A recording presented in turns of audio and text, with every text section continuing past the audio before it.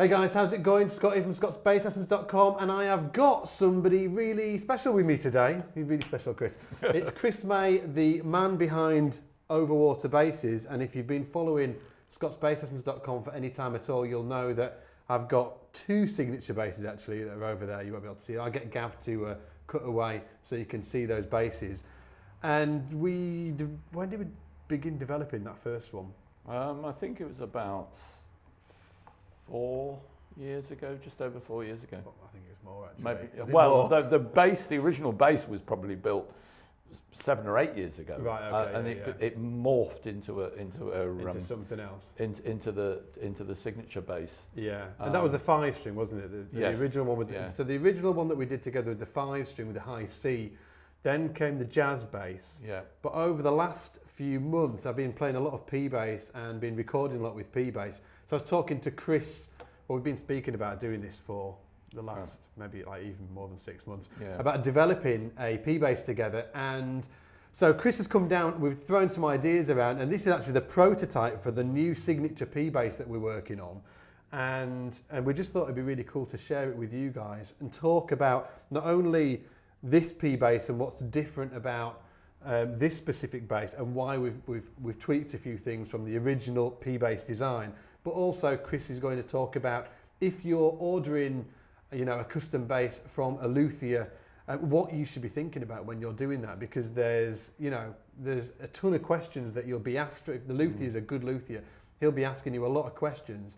And sometimes it can be a bit overwhelming to know what to actually, when you get given a completely blank palette of choices what to make, it's sometimes a bit overwhelming. So we'll be talking to Chris today about what you should be thinking about in terms of woods and pickup combinations and suiting your, picking the right bass for your style of playing as well. So anyway, back to this bass, Chris. What's different? Let the guys know what exactly different with this bass than a normal P bass. There's a few. Well, I mean, the first thing in terms of the sort of geometry of the thing, if you remember, we've extended the number of frets so that there's a little bit more access. And that was from me essentially playing the normal P bass, and just when I get up here, it's quite. If you're going for, like a C minor, it's quite easy to, your hand starts hitting in here, doesn't it? And you kind of start doing this kind of thing. So what we thought would be cool is if we just gave it a bit more access and added a couple of extra frets. Yeah, and that means that we then have to tweak the body. So rather than try to make it any sort of exact copy of a P bass, what we're looking at is the things that make it work for Scott. Yeah. And the things that maybe would improve the instrument generally. So by extending the scale length, making the neck a little bit longer, not the scale length, sorry, not the extending the. So it's 34 inch scale. It's a 34 inch scale, yeah. By extending the number of frets, it means that we've had to change the body shape a little bit more. Because my worry was, when we specifically spoke about this, is I thought the neck's going to go out more that way, and I didn't want any more of a reach that way, and I didn't want the bridge to move either. So that's why you've created this slightly different body shape, isn't it? So the whole geometry of it is very slightly different to a standard P bass. Although it's aesthetically, it's got. Because it looks like pretty much identical. Yeah, for me, For me, I mean, maybe not for you. Well, that's part of the thing, is making it look as though it's a part of a whole rather than sort of cobbled together out of bits. So I mean, obviously that means the scratch plates are slightly different shape and all that sort of thing. So the other major thing here is the fact that we've reversed the pickups. The P pickup, so that you've got the bass pickup slightly closer to the bridge, and that's been a bit of a hobby horse of mine generally, because I think I've always felt it ought to be the other way round, because you want the tighter bottom end, and it becomes even more important with a 5-string, obviously, where you've got you've got the lower frequencies, and the string will always ring better closer to the bridge.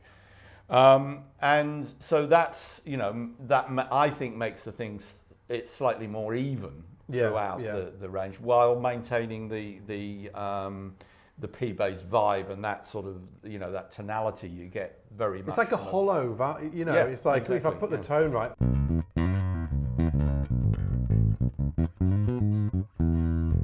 And that's what I didn't want to lose. I didn't want to lose that P-bass hollowness, but I did, you know, fancy having that just a little bit tighter.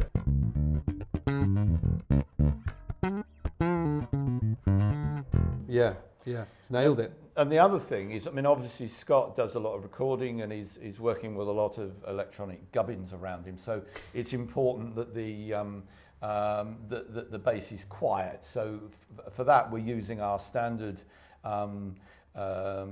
shielded pickup system, which means that the pickups are internally shielded with a copper gauze.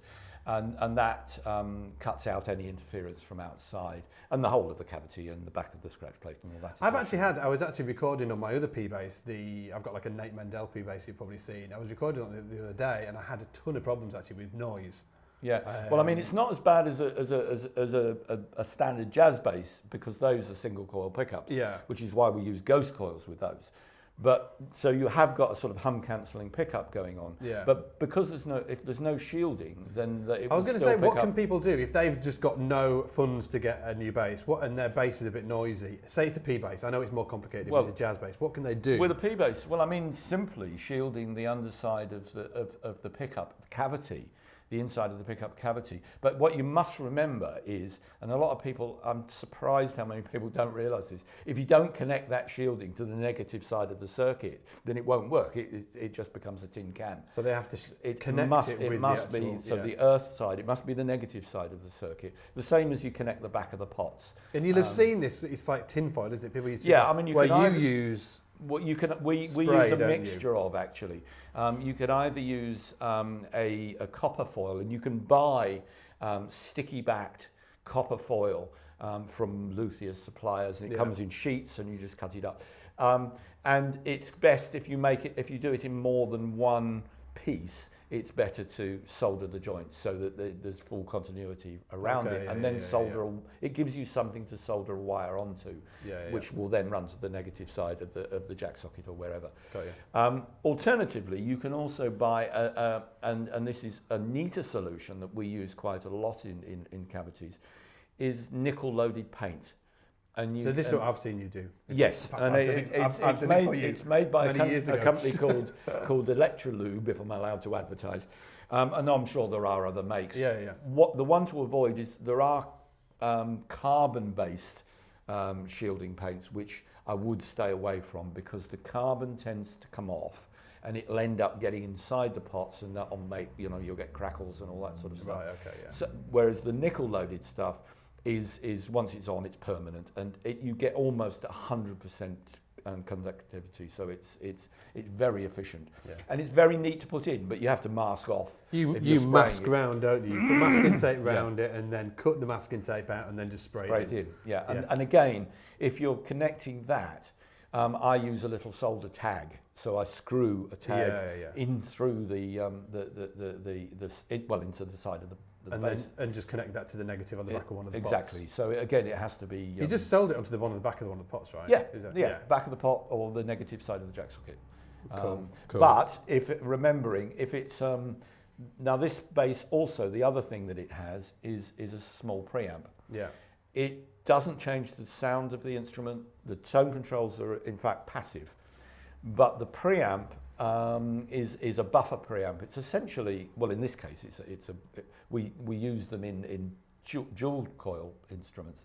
Dual pickup instruments, where it's essentially a little mixer amp. So it hasn't got any bass, middle, or treble, or anything like that, because I wanted to keep it very traditional, as in volume and tone. We'll talk about the tone in a minute. But it has got some sort of buffer flat response. It's a buffer preamp. All it does is it cleans things up. It lowers the impedance of the output of the pickup, which means that you don't get capacitance in the cable. So you actually get a more pure tone than you would with a purely passive instrument running directly from the pickup, because the cable will create capacitance, even a good quality cable, and everybody knows this, the longer cable, more top end you lose. By lowering the impedance, it means that you don't get those losses to the same degree. The second thing it allows us to do is add a little bit of gain. So you actually can boost the signal a little bit. I mean, there's a preamp in the front end of your amp or in your desk or wherever. It just gives you that little bit extra oomph not a huge amount, and it's variable. So you've got a little preset in there. This whole circuit board's only about the size of an old matchbox. You know, it's tiny. Yeah. So and with the tone control, what have we got in at the minute? Because this is something we obviously I said at the beginning of the video. This is a prototype, so I'm going to be recording with this for the next month or so and testing it on a few different things that I'm doing. And I'm kind of like really into tone controls because you can get different roll-offs with different capacitors. What's in this one? I think it's a 47N.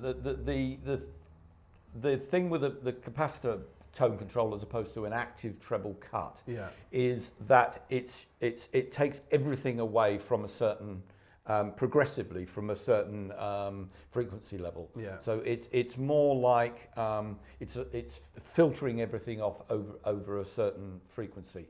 And whereas the active tone controls, treble roll or treble cut, it's selecting a band of frequencies. Yeah, that's what I don't particularly like. I much prefer. Yeah, and if you get that band wrong, then you can lose a lot. You know, it is a different sort of. It's a completely different thing, isn't it? It is. And depending on what capacitor, like that's quite a traditional. That's all the way off there.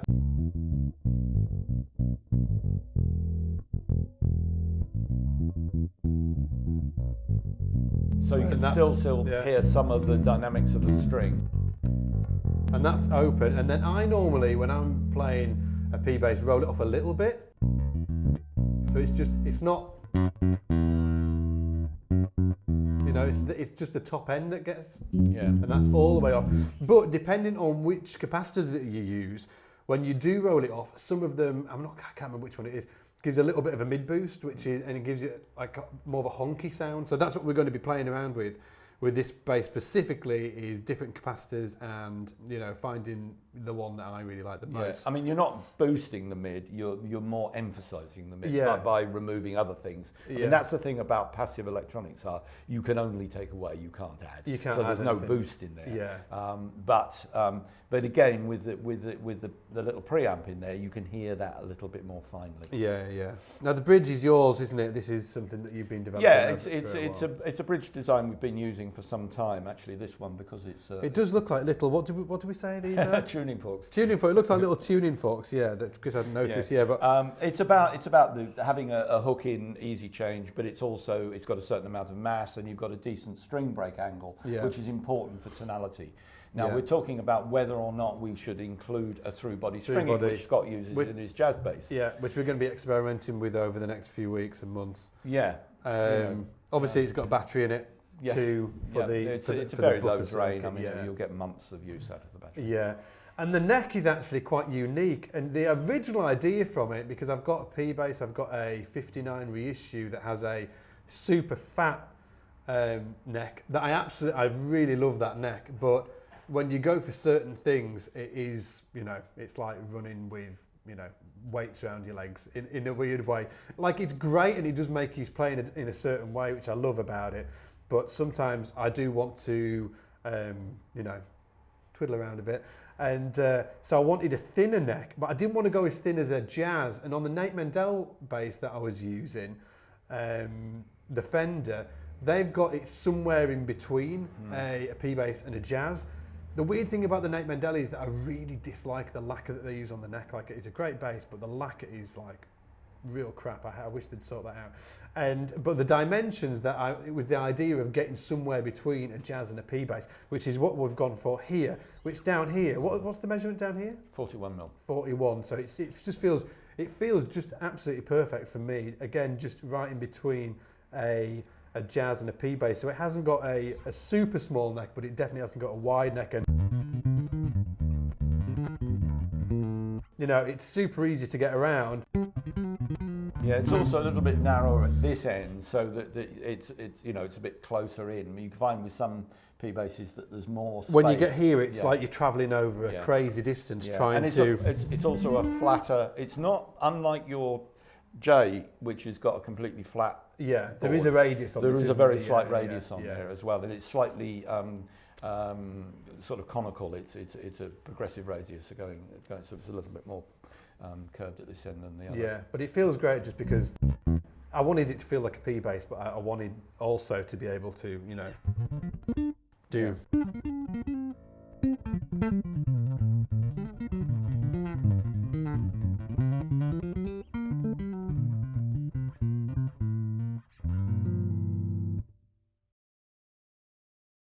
So if somebody's coming to, you know, a luthier like yourself and they've got, I'm not sure what budget, we can talk about that actually, but they're coming to you, you're going to have a lot of questions for them. They're going to have a lot of questions and decisions to make.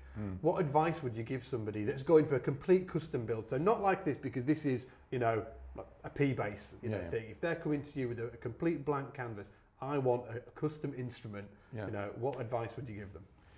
Well, I mean, I think first and foremost, they've got to think about what they do and what they need. I mean, you know, it's no point buying a 6-string fretless if you're going to play, you know, you really what you need. Exactly, you know, and although it might have interesting results, but I think that's the first thing is to actually be realistic about what your needs are and what your budget is and what you're going to spend the money on. Yeah. Because obviously you can buy expensive timber, you can buy all sorts of fancy gold hardware, or you know, custom electronics, inlays, all that sort of stuff. All that stuff's available from a custom builder. Yeah.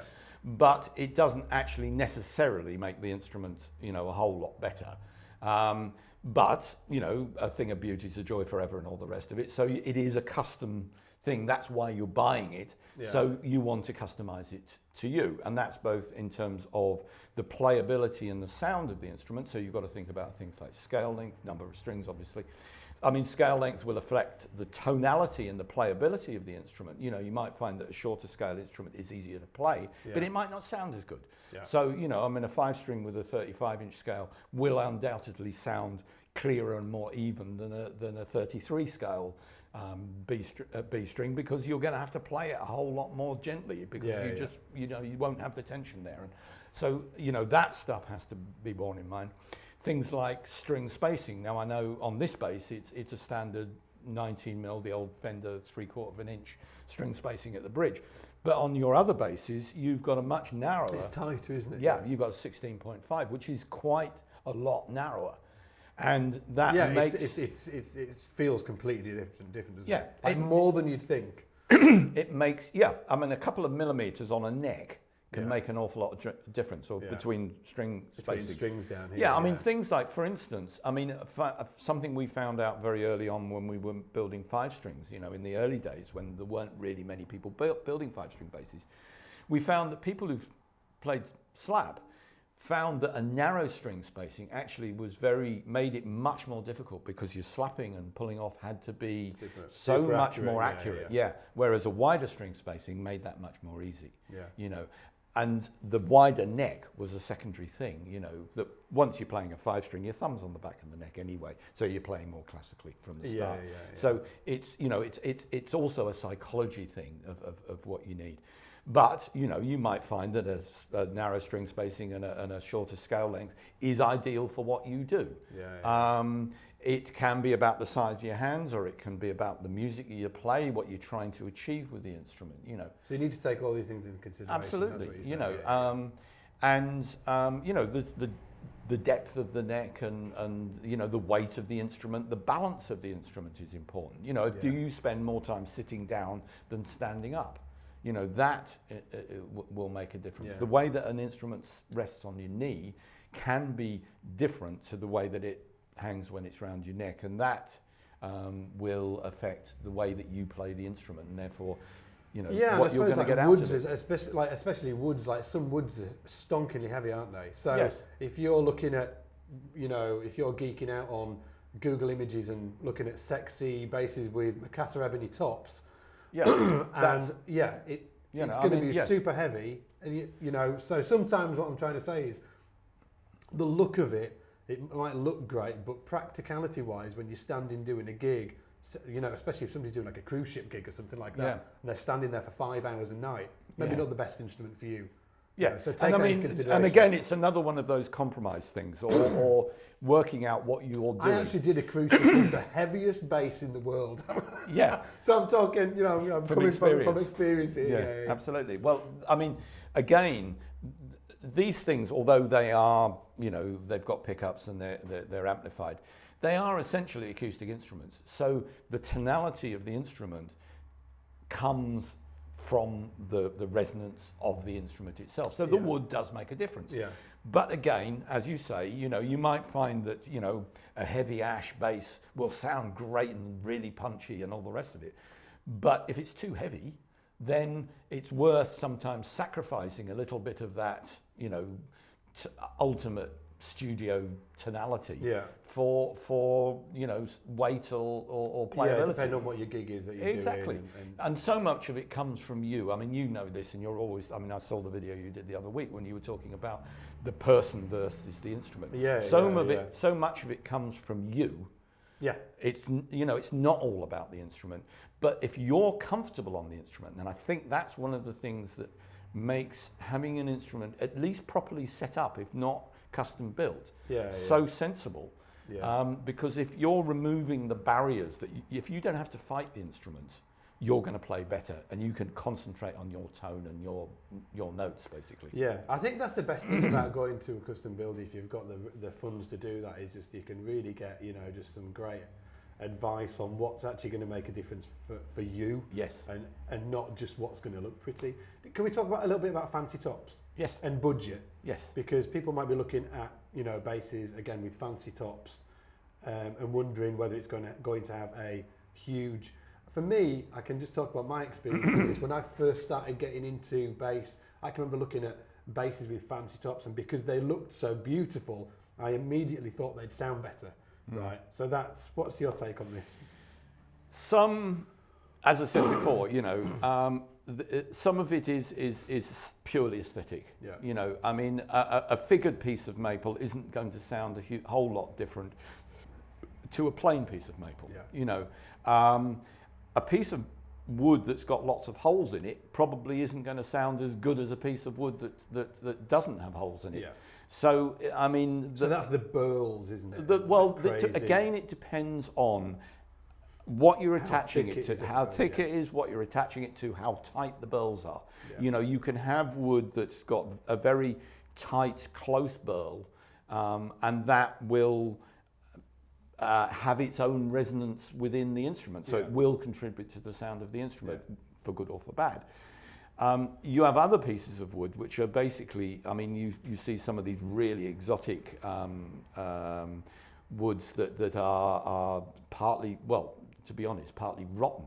Yeah. You know, because that's what it is, right? You know, the whole spalting thing, you know, of a black.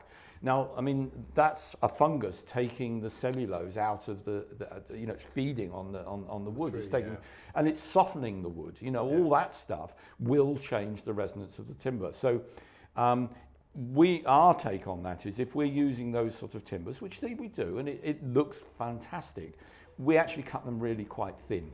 Yeah. And we might even put something thicker underneath it, so you have a sandwich, if you see what I mean.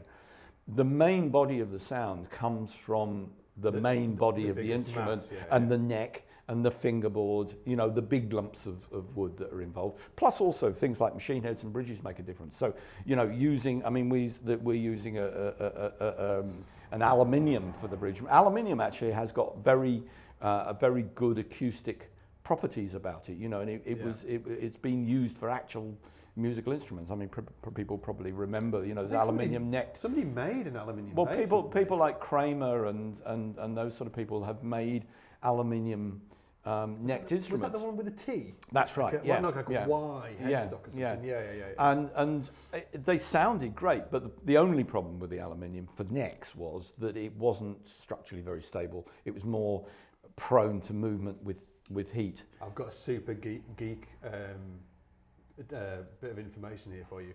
The guy that recorded, do you know Wicked, the musical? Yeah. I think it's like one of the most known musicals of all time right now. So if you get the cast recording, like some of the cast recordings on the musicals, a bit crap. But this one is phenomenal. So I love that show as well. Who's the bass player? I can't remember the bass player's name, but get the cast recording. And is it the London or the New York version? It's the New York version. It's the original cast recording of Wicked was done on a Kramer with an aluminium neck. Yeah. And it sounds absolutely killing. Yeah. Well, another classic one of those with aluminium necks actually was the old the British TV cop thing called Minder. Oh and that was Mo Foster on a Kramer doing. Was it? Yeah. And it's got a very clanky tone. Yeah, it was about the time we made his 5-string, but back in the 80s. Well, this on the Wicked recording, it's not. It's just like, it sounds amazing. It's like this massive fat bass sound. Yeah. And Jeff Chalmers and I were geeking out. Just, wow, this is amazing. I can't remember whether Jeff contacted the guy or read it somewhere, but it was done on an aluminium neck Kramer. Yeah. And I was absolutely blown away by. Yeah. I think we're just surprised because I had a sort of a preconception of what it'd sound like. I just thought it'd sound like an aluminium sort of like. Well, as I say, I don't think there's absolutely nothing wrong with them, but as I say, the necks did move quite a lot with not through stress, but through heat and cold. You know, take them out of a cold van into a hot club, and suddenly it's all over the place. Your actions like a drained Olympic swimming pool. Yeah. But, so sort of like when people are going to a luthier with a certain budget, they want to be concentrating on the fundamentals, right? That's what. Well, that's the first thing. Is to decide on the style of instrument. I mean, we build. And I suppose I'm trying to say as well, just if you're going to a custom, a luthier, just because you're getting something without a fancy top doesn't mean that the sound is going to suffer at all. It's it's just no. It's gonna sound great. You're right. Yeah, I mean it's down to the materials. You good or bad. I mean it's the materials that you make the instrument from. Yeah. The resonant frequencies that they project, if you like, will give you the tonality of the instrument. It's about choosing that. So alder will sound a bit different to ash, and mahogany will sound a little bit different to walnut, but walnut will sound a lot different to ash. Right. Okay. If you see what I mean, and these are the things that you need to talk over with somebody who actually understands. How it works, because it's not a very precise science. It's a ballpark thing. And it's down to the individual luthier to shape the instrument, if you like. The weight and the size of the body of the instrument makes a difference. I mean, a lot of people, rather like ourselves, work with basic patterns. It's a bit like getting a suit made. You go in there and they've got various materials, they've got various styles and patterns, which you kind of work around. And sometimes you'll have a waistcoat and sometimes you won't, you know what I mean? And it's the same sort of thing. Some things are done there for decorative purposes and some things are purely practical. The neck has to be stiff enough. I mean, we use reinforcing in the single piece necks. They're all reinforced with dual bars on either side of the truss rod to make them stiffer, because a single piece neck is inherently less stiff than a laminated neck. Oh right, really? Yeah. I mean, a slab sawn maple is still pretty stiff actually compared with some other timbers that are slab sawn. By that, it's the way that the grain is cut. I think so.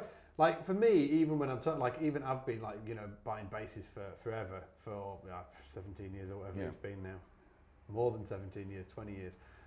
It is a complicated.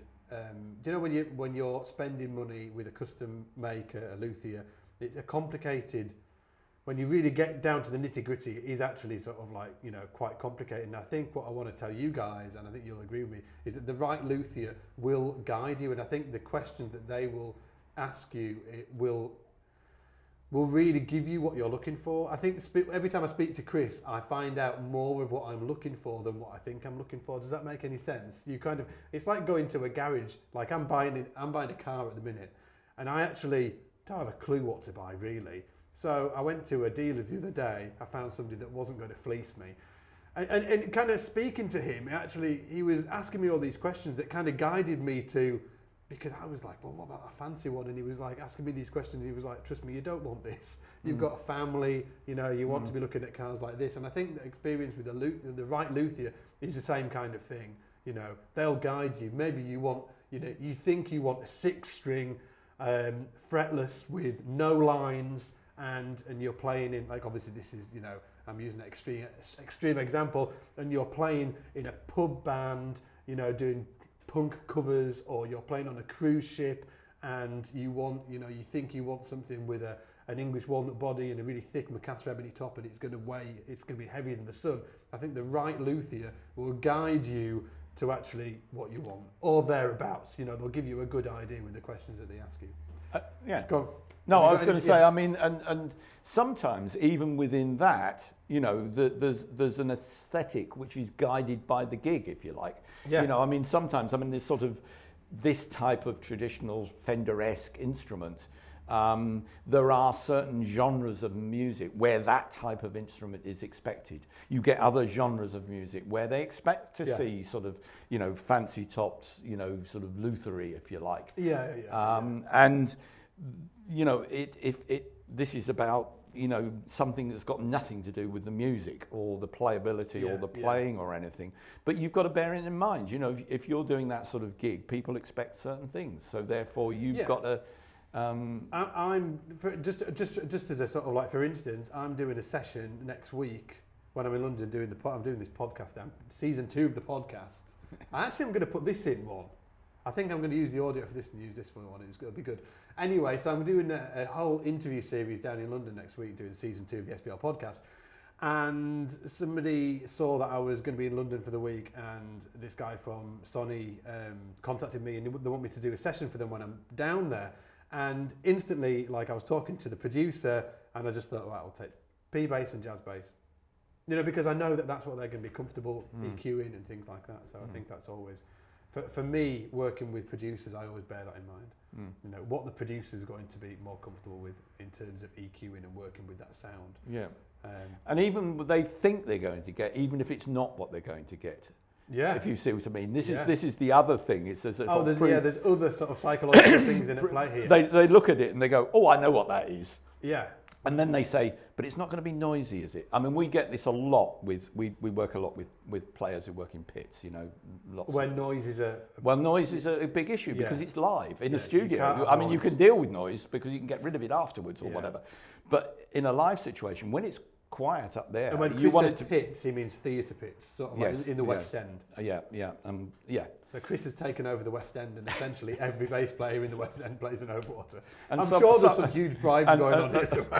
And some on Broadway now as well. Right, but those guys, you know, the engineers, one of the reasons why we've been successful in that particular place is because the engineers like the basses, because it looks like they know what they're getting, but then they get a feed, as we were talking before, about even on a passive instrument, that it's a good quality feed that hasn't got any noise on it, you know, and they can just deal with it. They don't have to think about it. They just, you know, they can get on with the other stuff. They can worry about the violins or whatever, you know. Well, I've been, and it's strange, like I've been to and I think we were kind of going there anyway with the conversation, but I was in a studio a few years ago, and I took it wasn't an overly fancy bass or anything like that, you know, but it wasn't a P bass or a jazz bass, and the guy kind of looked at the producer, great producer as well, kind of looked at it, we'll use a P bass, and picked this, you know, like £500 P bass copy off and said, just play that, you know. I know I'm being hired, so I'm just going to do exactly what it says. I'm just, you know, I'm just there to do the job. So I did that, and it was a wake up call. I think I'd heard of things like that happening to other people, but it was the first time it happened to me. I'll always remember it. I was like, wow, this bass is like, you know, it was like $3,000 worth of bass, and it was like, you know, and the guy was like, no, we'll just get a P bass. He didn't even hear the sound of the bass. He was just like more comfortable. Well, it's just, or he thought he was more comfortable. Hundreds of stacks and Motown hits can't be wrong, I guess. Yeah, and Muscle Shoals. Check out the Muscle Shoals documentary if you haven't. Have you seen it? No. Have you got Netflix? Anybody with Netflix? I think you can probably get it on, you know, just derailing the conversation. If you've got Netflix, go and check out the Muscle Shoals documentary. It's fantastic. Just about how it all got started down there. It was like in Alabama in the 60s, and there was this, you know, tiny little studio kicking out these albums. Aretha Franklin had her first, huge album there, and what was the guy that did Midnight Hour? Wilson Pickett, so Wilson Pickett was there. Real fantastic story. Anyway, Chris, before I derail anymore, thank you so much for coming and bringing this down to me so I can play with it over the next month or so. And keep a lookout, guys, on the Facebook page, Chris's and mine, for updates and pictures of what's going on with this and the new ones to come. Check out Chris's website, overwaterbases.com. Is that right? Overwaterbases? Yep. Yeah, overwaterbases.com. If you're watching this on YouTube, I'll put a link below. If you're listening to this in the podcast, I will put it in the show notes. And if you're watching this on the website, well, you're already there. Also, check out Scott's Bass Lessons Academy over at scottsbasslessons.com, because Chris has got a course in there showing you how to set up your own bass, and he talks about truss rods and all those type of shenanigans, and you can get a 14-day free trial so you can take it for a test drive without any risk. Other than that, take it easy. Thank you, Chris, and I'll see you guys in the shed. Bye.